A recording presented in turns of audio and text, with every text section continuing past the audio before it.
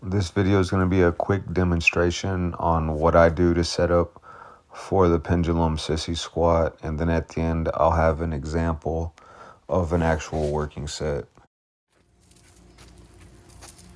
Alright, this is a quick explanation of how I set up my Pendulum Sissy squat. So a viewer named Frank Dangerfield asked, so again, the purpose of this is I want a quad or knee dominant exercise, isolation exercise, and I want it to take not that much effort off the whole body and able to really smoke the quads. So I got this from Doug Brignoli originally.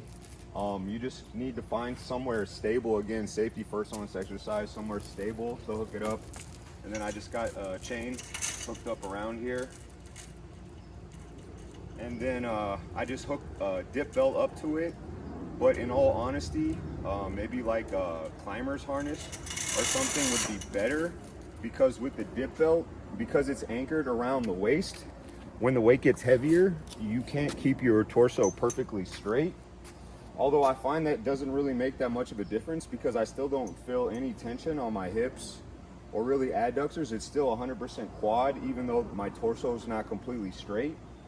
And I use a carabiner because I'm lazy, but you should use a U-bolt or something that's not as prone to parts failure. And then I have a sandbag for my feet to push against. I've seen in the past where people have like an actual slant board that they step on, but for me that doesn't work as well. I want my feet flat on the ground and just the tip of my toe pushing against something.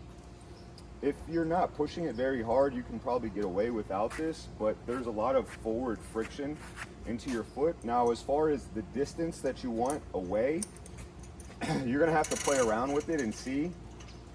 But if this is too far away and you go to do your dips, you're gonna reach a point where it's already very hard and you're like here already, and you just can't get any deeper. And again, for me, the purpose of this exercise is I'm trying to allow myself to get a full knee bend.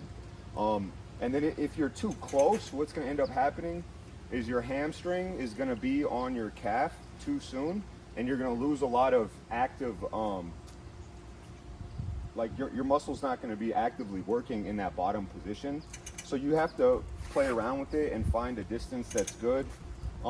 And then, yeah, you just want to lean back as best as you can and try to keep it all into the knees. I mean, you can do a setup where you're holding it with your hands, but I prefer to do a hands-free setup. Yeah, that's pretty much it. I attach bands. I feel it's more comfortable with the bands actively pulling me forward. And again, it makes the bottom position a little bit lighter and the top position heavier. Just to make it easier again on the knees, but the quads get absolutely smoked from it. So this is pretty much my setup.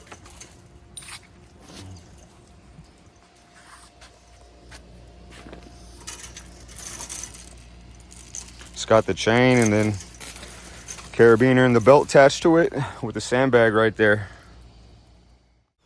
So I just load a dumbbell on my lap, but you can hold dumbbells down by your side. You can wear a weighted vest. Also, you see that I have the bands wrapped around the back of my knee. Also, one other thing to make this exercise a little bit more stable, the chain is only hooked up in one point. If you had the chain split off and hooked up in 2 points, it would probably make it, I'm sure it would make it even more stable.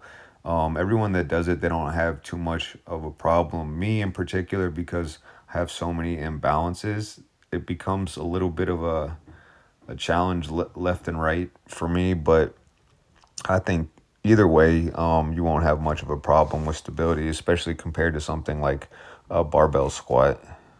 If you have any other questions or need further explanation, feel free to ask in the comments.